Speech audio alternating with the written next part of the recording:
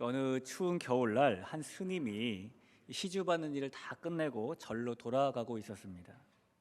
마침 그날은 유난히 너무 추웠고 찬바람도 쌩쌩 불다 보니까 이 스님의 마음이 너무 조급해지고 발걸음도 급해졌어요. 그래서 빨리 절에 도착하고 싶은 마음에 삥 돌아가는 길 대신에 얼어있는 저수지 위를 걸어서 가로질러 가기로 했습니다. 그런데 그렇게 저수지 위에 몇 걸음을 내디뎠을 때에 이 얼음이 덜 얼었는지 갑자기 발밑에서 쩌저적 하는 소리가 나는 겁니다. 그러자 스님이 후다닥 뛰면서 이렇게 비명을 질렀습니다. 아이고 주여! 여러분, 이 스님의 정체는 무엇일까요? 이 스님 불교 불자일까요? 기독교 신자일까요?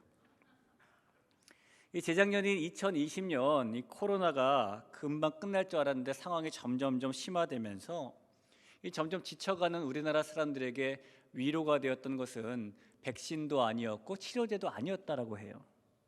그때 사람들에게 힘이 되고 위로가 되었던 것은 15년 만에 TV 방송으로 돌아온 나훈아 씨였다라고 합니다. 그때 나훈아 씨가요, TV에 나와서 테스형이라는 노래를 불렀어요. 근데 이 노래가 선풍적인 인기를 끌면서 한동안 여기저기서 테스형 열풍이 일어났죠. 여러분, 테스형이 뭔지 아십니까? 잘 아시는군요. 저는 진짜 몰라서 물어봤어요. 소크라테스를 테스형이라고 부른 거라고 하더군요. 이 노래에 이런 가사가 있습니다. 아, 테스형, 소크라테스형, 너 자신을 알라며 툭 내뱉고 간 말을 내가 어찌 알겠소, 모르겠소, 테스형, 이런 겁니다. 그 보니까 이 소크라테스가 너 자신을 알라라는 유명한 말을 남겼는데 아무리 살아봐도 내가 누구인지 어떤 사람인지 도무지 모르겠다라는 그런 내용의 가사인 겁니다. 이 사람이라는 것은 원래 끊임없이 자기 자신이 누구인지 본질을 궁금해하고 탐구하며 사는 그런 존재입니다. 그러나 이 노래의 가사처럼 대부분의 사람들은 자신이 누구인지, 자신이 어떤 사람인지 그 답을 알지 못한 채 살아가고 있지요. 하지만 그런 세상 사람들과 다르게 예수님을 믿는 저와 여러분에게는 나는 누구인가, 나는 어떤 사람인가, 우리가 자신의 정체를 알고 사는 것이 너무너무나 중요한 일입니다. 오늘부터 우리는 이 에베소서 말씀을 좀 나누게 될 텐데요, 하나님께서 주신 이 말씀을 통해서 우리가 누구인지 그 본질을 우리가 확실히 알게 되고 또 우리가 어떤 사람인지 분명하게 인식하며 살아갈 수 있는 저와 여러분이 되기를 우리 주님의 이름으로 간절히 축원합니다. 이 에베소서라는 책은 약 62년경에 바울이 로마의 감옥에 갇혀 있을 때 에베소 지역의 교회들에게 쓴 편지입니다. 1차 전도 여행 때 상대적으로 안디옥에서 가까웠던 아시아 지역의 전도를 마쳤던 이 바울은 2차 전도 여행 때 본격적으로 유럽에 있는 지역들, 예를 들면 빌립보나 데살로니가, 아테네, 고린도 이런 데 순회 전도를 다니게 되었습니다. 그 유럽의 전도를 마치고 바울이 예루살렘으로 돌아가게 되었는데요, 돌아가는 도중에 이 아시아 지역의 에베소에 잠시 머물 일이 생기게 되었습니다. 아마 추측하건대 이 당시에 육로가 아니라 배편으로 이동하면서 배가 중간에 에베소에 경유한 잠깐, 한동안 정박했던 잠깐의 때에 머물렀던 걸로 예상됩니다. 이 바울은 잠시 경유해가는 에베소였지만 그곳에서도 유대인들의 회당을 찾아 들어가서 하나님의 말씀, 복음을 전하게 되었고 그때 그 말에 많은 사람들이 도전을 받게 되었습니다. 도전을 받게 된 이 사람들이 바울을 붙잡고 예루살렘으로 가지 말고 우리와 여기 함께 있으면서 우리에게 더 말씀을 가르쳐 주시오, 우리에게 더 복음을 가르쳐 주시오라고 요청을 하게 돼요. 하지만 바울은 지금은 예루살렘으로 가는 것이 하나님의 뜻이기 때문에 그래야 하고 혹시 나중에 하나님의 또 다른 뜻이 있으시게 되면 그때 에베소로 돌아오겠노라 라고 약속을 하게 됩니다. 이게 사도행전 18장에 나와 있는 말씀인데 이렇게 써 있습니다. 에베소에 와서 그들을 거기 머물게 하고 자기는 회당에 들어가서 유대인과 변론하니 여러 사람이 더 오래 있기를 청하되 허락하지 아니하고 작별하여 이르되 만일 하나님의 뜻이면 너희에게 돌아오리라 하고 배를 타고 에베소를 떠나라고 말하죠. 여러분, 그렇게 하고 1년이라는 세월이 지났습니다. 항상 이 복음의 열정에 사로잡혀 있던 바울은 하나님의 뜻에 따라서 다시 세 번째 전도 여행을 계획하고 시작을 했는데 그때 그는 자신이 1년 전에 약속했던 대로 에베소를 다시 방문하게 되었습니다. 그리고 그렇게 다시 방문한 에베소에서 바울은 3년을 머물면서 두란노라는 서원, 요즘 말로 학교를 만들어 세우고 복음과 말씀을 잘 가르쳤죠. 이 바울이 에베소에 머무는 3년 동안에 바울의 손수건이나 앞치마를 가져다가 병든 사람 위에 얹으니까 그 사람에게서 병이 떠나가고 악귀가 떠나가는 그런 기적도 일어났고요. 어떤 사람들이 바울을 흉내내서 내가 바울이 전파하는 예수를 의지하여 너에게 명하노니 악귀가 떠나라 라고 말했다가 악귀가 내가 예수도 알고 바울도 아는데 너는 누구냐? 라고 말하는 일도 일어났었고, 마술하던 사람들이 이 복음을 듣고 회개한 다음에 은 5만 값어치에 해당하는 마술책을 다 모아놓고 불살라버렸던 일도 일어났습니다. 우리가 익히 한 번쯤 들어봤던 이런 일들이 다 바울이 에베소에 있을 때에 일어난 일입니다. 그렇다 보니 바울은 자신이 전도한 모든 지역들과 교회들을 다 사랑했지만 특히 많은 세월을 보냈고 많은 일들을 겪었던 에베소를 더 진심으로 사랑하는 마음을 가지고 있었어요. 어느 누구나 이 목회자라면 자기가 섬기는 교회와 또 교인들을 사랑하는 마음을 가지게 되죠. 그 집사님이 신앙생활을 잘하고 계실까? 듣자 하니까 이런 어려움들을 당했다던데 낙심하지 않고 하나님을 잘 의지하고 있을까? 이 코로나 때문에 대면이 자유롭지 않은 이 근래에 저는 우리 그 부목사님들에게 이 전화 신방을 매우 강조하고 있는데요. 아마 성도님들께서 목사님들 전화를 자주 받으시게 될 겁니다. 반면에 제 전화는 자주 받지 못하시겠죠. 저도 이 마음에는 성도님들께 전화 신방을 자주 하고 싶은 마음이 있는데요. 현실적으로 여러 사역 속에서 이게 쉽지가 않더라고요. 그래서 이제 일방 신방 전화는 부목사님들에게 맡기고 저는 주로 아주 큰 어려움을 당하신 분들이나 아니면 건강이 좋지 않아서 입원하시거나 수술하시는 분들이나 아니면 장례 때문에 상심하신 분들이나 이런 분들께 전화 신방을 하고 있습니다. 그러니 여러분, 제 전화를 받지 않는 것은 여러분에게 좋은 일이에요. 굳이 전화 받으시려고 이렇게 몸이 아파지거나 뭐 이러실 필요는 없어요. 이 목회자가 전화를 한다든지 찾아간다든지 이러는 것은요, 이 교회와 교인을 사랑하는 마음이 있기 때문인 겁니다. 제가 이 대길교회 성도님들인 여러분을 만난 다음에 신기한 일을 한번 경험한 적이 있었는데요. 제가 20대 때 교육전도사를 시작으로 해서 지금까지 목회자의 길에 들어선 지 25년 정도가 지났는데 대략 계산해 보니까 그 25년 동안에 설교를 수천 번을 했더라고요. 제가 어제 한번 세봤어요. 좀 이렇게. 근데 진짜 수천 번이 됩니다. 근데 저는 불과 2년 전까지만 해도 그동안 설교를 그렇게 많이 하면서 단 한 번도 설교 시간에 청중들에게 사랑하는 여러분 이렇게 말해본 적이 한 번도 없습니다. 다른 목사님들을 보니까 설교하면서 사랑하는 여러분, 사랑하는 성도 여러분 이런 말을 자연스럽게 하시는 것을 보고 저도 나도 사랑하는 성도 여러분 이렇게 불러보고 싶은데요. 그때마다 그 말을 하는 게 너무너무 쑥스러운 거예요. 또 순간적으로 제 마음에 내가 정말 성도님들 진심으로 사랑하나라는 자문이 드는 거예요. 그래서 사랑하는 여러분이라는 말이 목 끝까지 올라왔다가 입 밖으로 나오지 못하고 항상 저는 뭐라고 말하냐면 여러분 이렇게 불렀어요. 그래서 2년 전까지는 한 번도 그렇게 사랑하는 이란 말을 붙여본 적이 없답니다. 그러다가 제가 이 재작년 7월 첫 주에 여러분을 만나게 되고 지금까지 그때부터 계속해서 이제 설교 시간을 지키고 있는데 여러분하고 만난 그 첫 번째 날 제가 원고를 이렇게 가지고 강단에 딱 서서 설교를 하는데 제 원고에 제가 22년 동안 했던 대로 여러분 이렇게 적어놨어요. 근데 제가 그 부분에 왔는데 저도 모르게 여러분이라고 말한 것이 아니라 사랑하는 여러분 이렇게 말을 한 거예요. 그래서 여러분들께서는 못 느끼셨겠지만은 저는 그때 순간적으로 진짜 깜짝 놀랐습니다. 저는 원래 이 원고에 없는 말은 잘 안 하는 편입니다. 게다가 내가 이 말이 내 목에만 머물지 알고 입으로 나왔어? 이런 생각에 깜짝 놀란 것이죠. 근데 그렇게 말하고 나니까 이 마음이 불편하지도 않고 어색하지도 않고 쑥스러지도 않은 거예요. 그래서 그날 저녁에 집에 와서 아내한테 얘기를 했죠. 내가 이러이러해가지고 알다시피 그동안 사랑하는 여러분 이런 말 한 번도 안 해봤는데 오늘 내가 여러분이라고 말하려고 하는데 저절로 사랑하는 여러분 이렇게 나오더라. 그래서 오늘 그 말이 나오는데 그 말을 한순간에 이 마음에 성도님들 사랑하는 마음이 더 커지더라 이런 걸 나눴죠.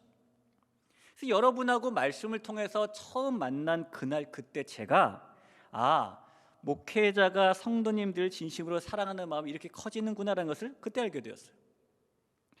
그래서 제가 여러분에게 사랑하는 여러분이라고 부르는 것은요, 진심이에요. 여러분, 저뿐만 아니라 목회자라면 누구나 다 성도들을 향한 그런 사랑의 마음을 가지고 있습니다. 바울도 마찬가지였어요. 이 3차 전도여행을 마치고 바울이 예루살렘으로 돌아간 후에 그를 회방하던 대제사장의 고소 때문에 체포가 되고 2년 동안 수감 생활을 하게 되었습니다.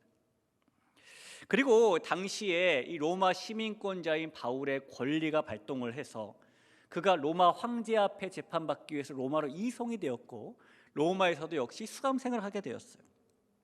그가 비록 오랜 시간 감옥에 있는 상태가 되었고 그의 몸이 그렇게 수감 생활을 하고 있다 할지라도 바울에게는 자신이 섬겼던 교회와 교인들을 사랑하는 마음이 여전히 뜨겁게 가득했습니다.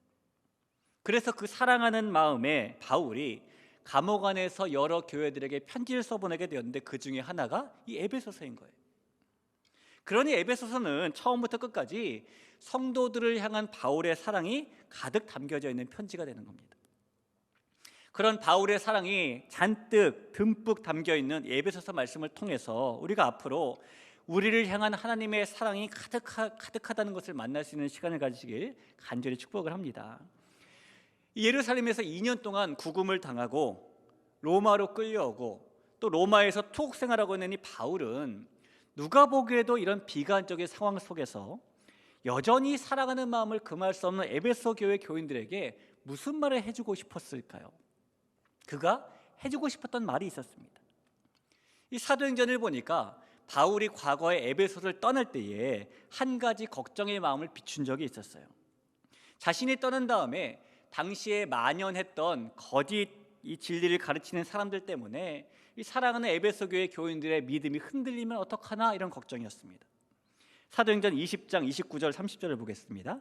내가 떠난 후에 사나운 이리가 여러분에게 들어와서 그 양떼를 아끼지 아니하며 또한 여러분 중에서도 제자들을 끌어 자기를 따르게 하려고 어그러진 말을 하는 사람들이 일어날 줄을 내가 아노라. 에베소 교회 성도들의 믿음이 흔들리면 어떡하지? 그 신앙이 약해지면 어떡하지? 그렇게 걱정하며 바랬던 마음은 세월이 많이 흘러도 또 심지어 바울이 오랜 시간 감옥에 갇혀 있어도 변하지 않았습니다. 그래서 바울이 이 에베소 교회에게 편지를 써보낼 기회가 있을 때에 가장 먼저 이 성도들의 믿음이 흔들리지 않을 수 있는 방법을 알려주기로 결심을 하죠. 그리고 에베소서를 시작하면서 그들의 믿음이 흔들리지 않기 위해서 가장 먼저 취해야 되는 방법, 그 방법으로 정체성 확립을 알려주는 겁니다. 사람은요, 자기의 정체성이 흔들리기 시작하면 그때부터 모든 것이 정신없이 이것저것 다 흔들리게 됩니다. 옛날에는 어머니 아버지들이 자녀들에게 이런 말씀을 많이 하셨어요. 자녀가 엄마 아빠 나는 어떻게 태어났어? 라고 물으면 뭐라고 대답하셨습니까? 부모님들은 뭐라고 하셨냐면 너는 다리 밑에서 주워왔어. 아니면 너는 친엄마 친아빠가 따로 있어. 이런 말도 하셨습니다. 그래서 그 시절에 이 부모님의 이 거짓말에 속아가지고 입을 뒤집어 쓰고 엉엉 울면서 우리 엄마는 어디 있는 거야? 이런 자녀들도 많이 있었죠. 여러분, 사람은요, 내가 누구라는, 내가 어떤 사람이라는 그 정체성이 흔들리면 존재와 인생 자체가 흔들리게 됩니다. 그래서 자기가 누구인지 어떤 사람인지 반드시 정확히 알아야 되는 것이죠. 자기가 시주하는 스님인지 아이고 주의하는 성도인지 분명히 알아야 되는 겁니다.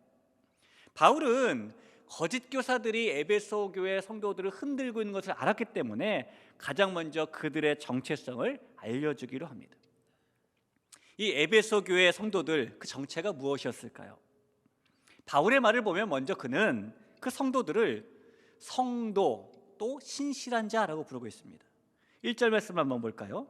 하나님의 뜻으로 말미암아 그리스도 예수의 사도된 바울은 에베소에 있는 성도들과 그리스도 예수 안에 있는 신실한 자들에게 편지하노니라고 말하죠.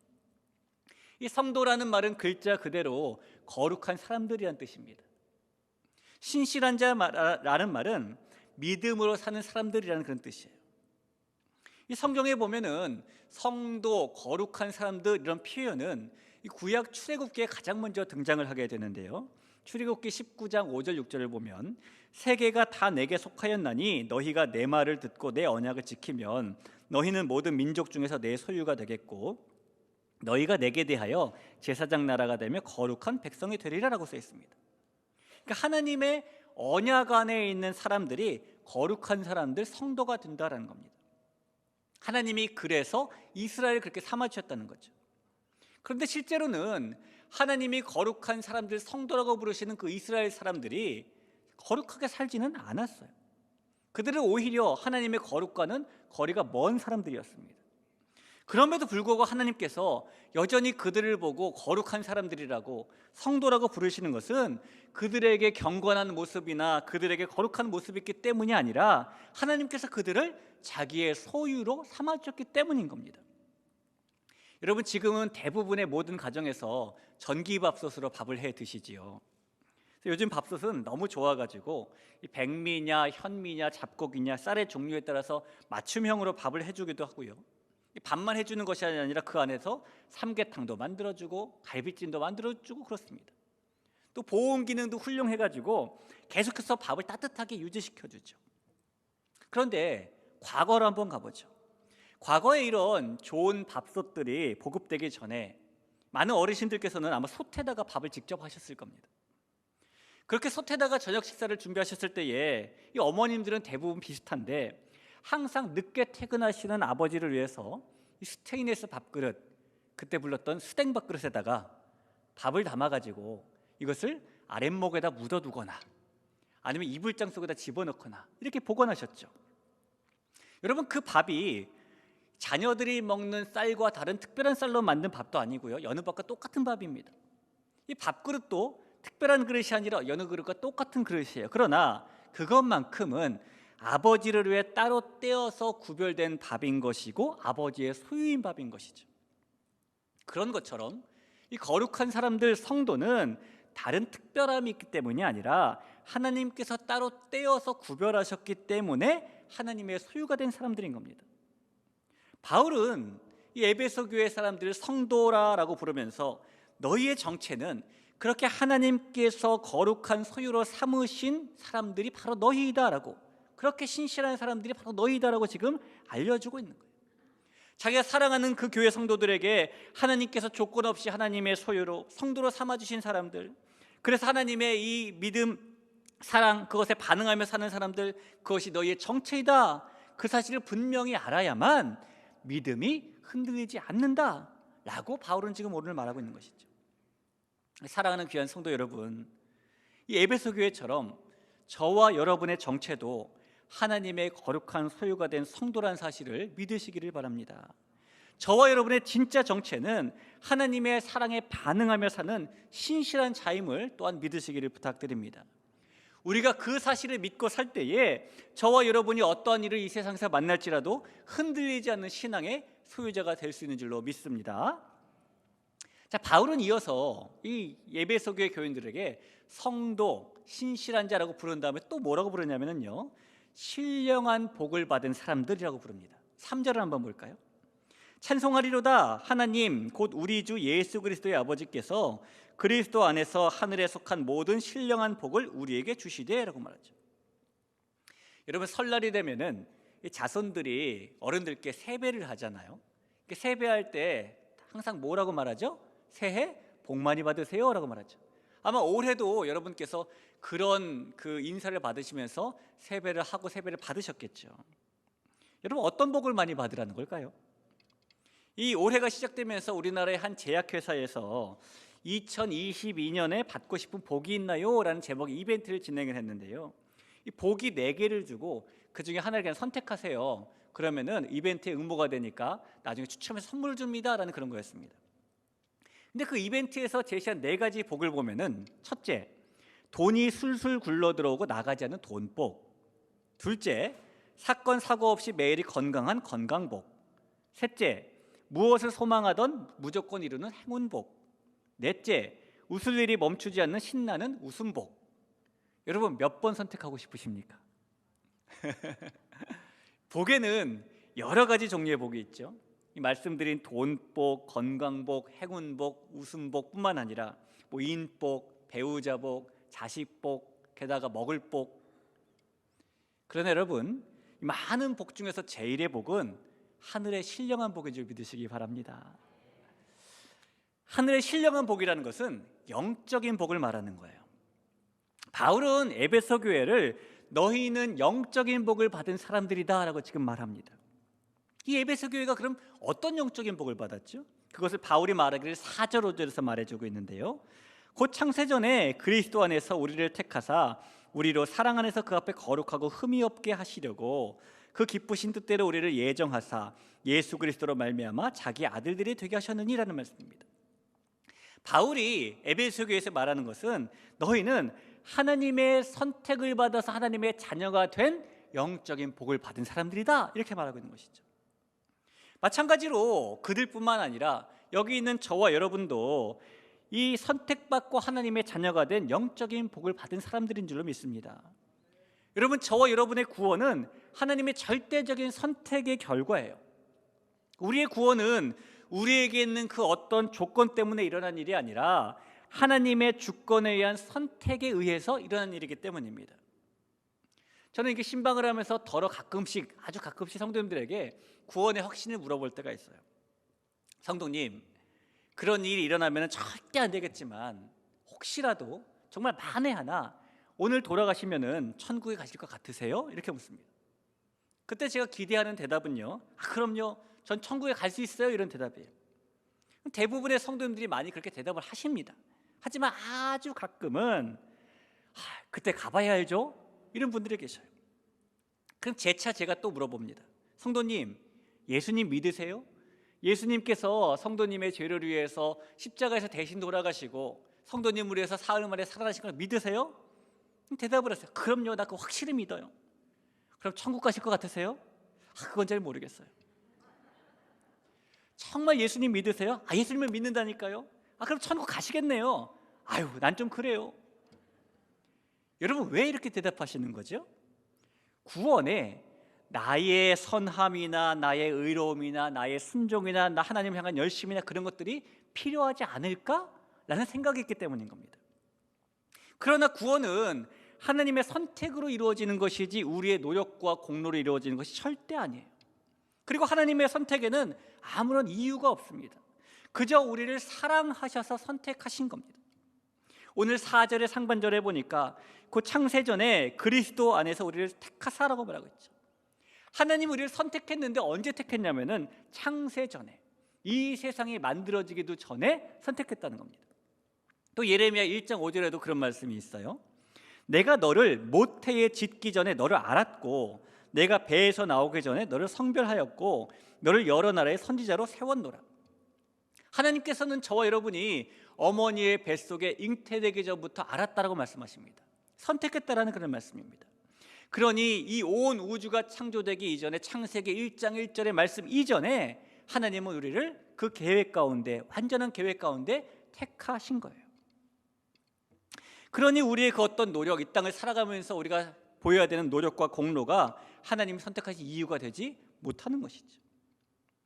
우리가 있기도 전에 창세전에 우리를 구원하시기로 작정하신 그 선택을 5절 말씀에서 우리는 예정이라고 부르는 겁니다. 여러분, 이 예정에 대해서 오해하지 않았으면 하는 것이 있는데요, 하나님께서 창세전에 예정하신 것은, 미리 결정하신 것은 저와 여러분을 구원하시겠다고 선택하신 것이지, 오늘 제가 여기서 이렇게 막 두 손 흔들고 있는 것, 이것까지 창세전에 예비하신 것은 아니에요. 하나님께서는 우리의 삶의 모양을 하나부터 열까지 다 계획해 놓고 결정해 놓으신 것은 아닙니다. 2022년 2월 20일에 점심을 내가 누구 어떻게 먹고 어디서 먹을까, 그런 것까지 하나님이 예정해 놓으신 것이 아니라고요. 만약에 그렇다면은 우리가 잘 프로그래밍된 이 로봇과 또 다를 것이 무엇이겠습니까? 하나님께서는 우리를 구원의 백성으로 삼으시겠다는 그것만 선택하신 것이지, 그것만 결정해 놓으신 것이지, 이 땅을 살아가면서는 우리와 함께 하시면서 우리가 그 길에서 어긋나지 않도록, 우리가 그 길을 잘 갈 수 있도록 섭리와 간섭으로 함께 하시는 겁니다. 그래서 우리는 이 구원받은 사람으로서 우리의 삶에 책임을 지고 살아가는 거예요. 우리가 구원받은 사람으로서 선하게 살아야 되고 의롭게 살아야 되고 하나님의 말씀을 지키며 살아야 하죠. 우리의 선함과 의로움과 순종과 열심이 우리의 구원의 조건이기 때문이 아니라 하나님의 선택에 의한 구원받은 결과로 우리의 열매로 나타나기 때문인 겁니다. 이런 하나님의 이 절대적인 선택에 대해서 어떤 분들은 하나님이 누구는 선택하고 누구는 선택하지 않았다면 너무 불공평하신 것 아닌가라는 마음을 가지시는 분들도 있습니다. 하나님은 사랑이시라는데, 하나님의 사랑은 끝이 없다는데 어떻게 하나님이 누구는 선택하고 누구는 선택하지 않을 수가 있어? 하나님은 너무해. 이런 마음이 생기게 되는 거죠. 여러분, 하나님께서 어떤 사람은 선택하셨고 어떤 사람은 선택하지 않으신 것, 그것이 맞습니다. 하지만 그럼에도 불구하고 하나님께서는 결코 불공평한 분이 아니십니다. 이 부분에 대해서 어떤 목사님이 예를 들어 잘 설명하신 부분을 제가 인용하자면은, 이 경제가 어려워지면서 이 많은 사람들이 먹고 살기 힘들다 보니 그동안 잘 키웠던 개를, 강아지를 버리는 경우들이 많이 일어나고 있어요. 그러니까 버려진 유기견들이 많아지고 있는데, 어떤 사람이 유기견 보호소에 갔다가 한 유기견을 보고 너무너무 사랑하는 마음이 생겨서 선택해서 집에 데려와 키우게 되었습니다. 그런데 그렇게 선택받은 강아지가 집에 와서 살면서 생각을 하는 거죠. 아, 우리 주인은 사랑이 너무 없어. 우리 주인은 왜 나 말고 다른 유기견들도 많은데 다 데려와서 키우지 않는 거야? 왜 나만 데려온 거야? 우리 주인은 불공평해 라고 말할 수 있을까요? 없어요. 마찬가지입니다. 만약에 우리가 죄가 단 하나도 없는 다 의인들이라면, 그 의인 중에 하나님이 누구는 선택하고 누구는 선택하지 않았다면 하나님은 불공평하다고 말할 수 있을지 모르죠. 그러나 모든 사람이 다 버려진 죄인들인데 그 중에서 누구를 선택했다고 해서 선택하지 않았으니, 다 선택하지 않았으니 하나님은 불공평하다고 말할 수는 없는 거라는 겁니다. 하나님의 이 구원의 선택이 불공평하다라고 혹시 말하는 사람들이 있을까 봐 바울은 성경에서 그 사람들에게 이렇게 말을 합니다. 로마서 9장 20절 21절을 볼까요? 이 사람아, 내가 누구이기에 감히 하나님께 반문하느냐? 지음을 받은 물건이 지은 자에게 어찌 나를 이같이 만들었느냐 말하겠느냐? 토기장이가 진흙 한 덩이로 하나는 귀히 쓸 그릇을, 하나는 천히 쓸 그릇을 만들 권한이 없느냐라고 말합니다. 저와 여러분은 하나님의 사랑의 선택이라는 영적인 복을 받고 하나님의 자녀가 된 사람들입니다. 따라서 그런 영적인 복을 받은 우리에게 있어야 되는 마음은 그 비밀이 이해가 안 된다라는 마음이 아니라 자녀 삼으신 선택에 대한 감사로, 은혜로 가득 찬 마음이 되어야 되는 것입니다. 그런 마음의 주인공이 저와 여러분이 되시길 간절히 부탁을 드립니다. 바울은 오늘 에베소 교회에게 너희의 정체는, 너희는 하나님의 그런 선택을 받은 영적인 복을 받은 사람들이다, 너희가 그 사실을 분명히 알아야 믿음이 흔들리지 않는다라고 말을 해주고 있는 겁니다.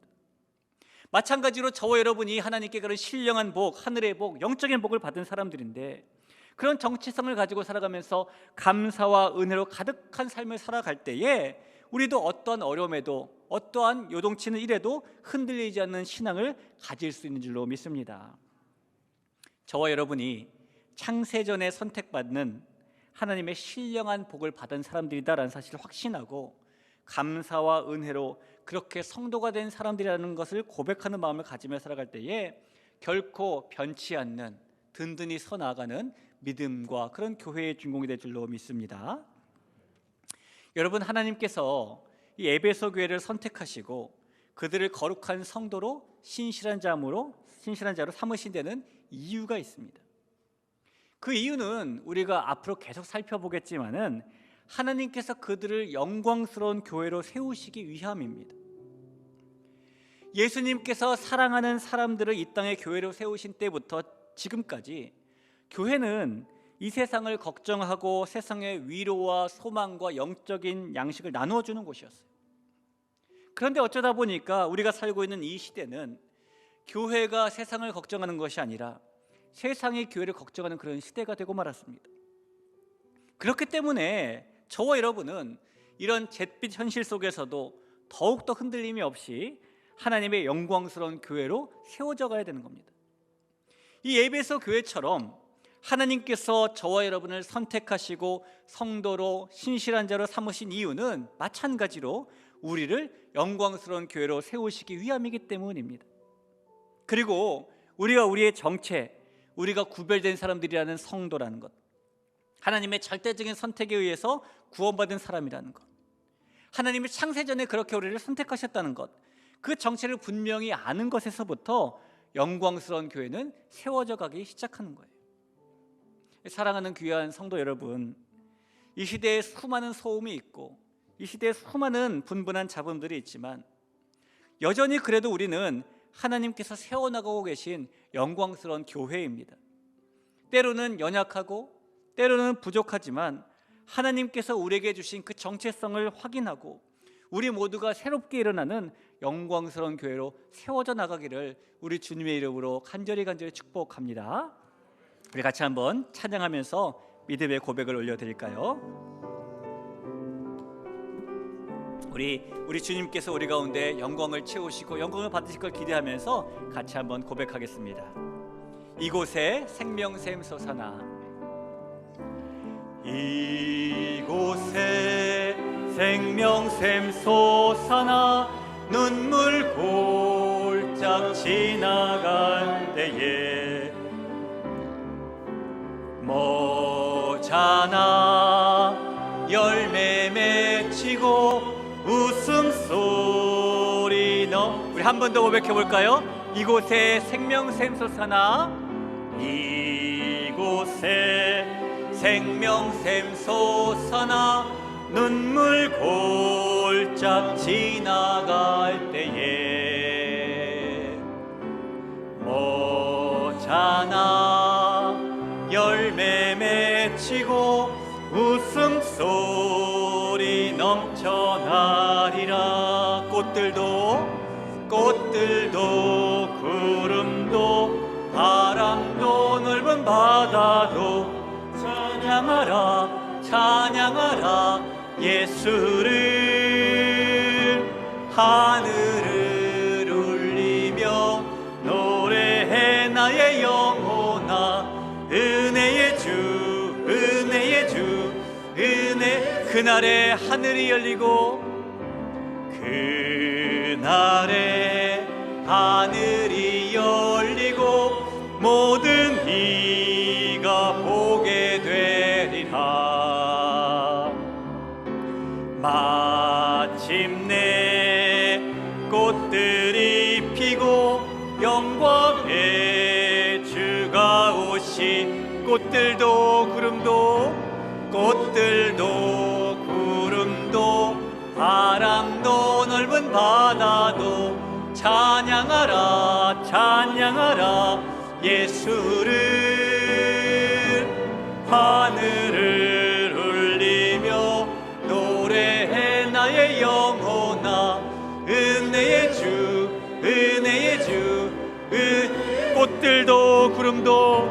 꽃들도 구름도 바람도 넓은 바다도 찬양하라 예수를.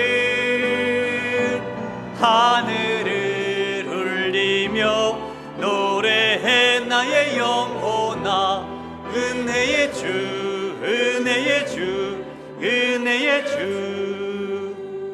우리 말씀을 기억하면서 합심해서 함께 기도하겠습니다. 저와 여러분은 하나님께서 그 완전한 계획 속에서 선택하시고 성도로 삼아주신, 신실한 자로 삼아주신 귀한 사람들입니다. 우리가 그 정체를 확실히 알고 살아갈 때에 이 땅에서 만나는 무슨 일이 있더라도 흔들리지 않고 요동치지 않는 신앙의 주인공이 될 수 있는 것입니다. 또한 우리가 우리의 그 정체를 정확히 알고 살아갈 때에 하나님이 우리를 세우신 목적대로 영광스러운 교회로 서 나갈 수 있게 되는 것입니다. 하나님, 나를 선택해 주시고 성도로 또 신실한 자로 삼으심에 감사드립니다. 이 사실이 절대 흔들리지 않아서 이 땅을 살아가면서 하나님 붙잡고 영광스러운 교회로 세워져 나가는 나 자신이 되게 해주시고 우리 공동체가 되게 해달라고 같이 한번 기도하겠습니다. 기도합니다. 하나님 아버지,